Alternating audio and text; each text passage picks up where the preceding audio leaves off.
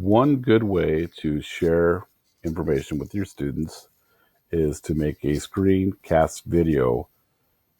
Now, the good thing about a screencast video is it will take whatever's on your screen on your desktop, and you can make a video of it to make a mini lesson or to explain how to do something to your students.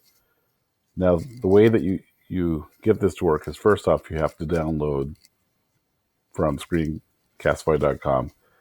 Since it's already installed, this would just say to install. You click it.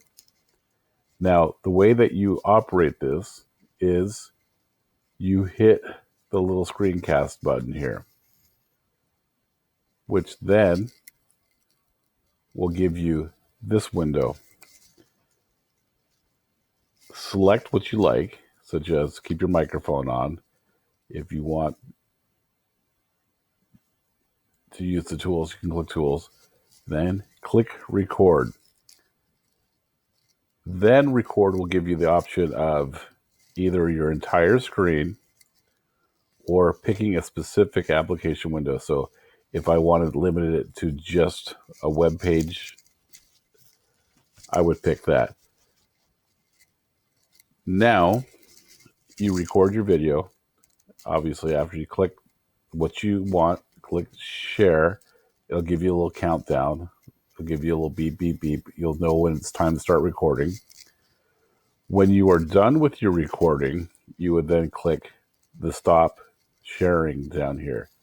Now, I've made a screenshot of how you're going to publish this before I stop this video. You would already have stopped the video of what you have recorded, and you have options here. You can either get a link that you save the video in Google Drive, and you could apply this to Classroom, or you could publish it to YouTube.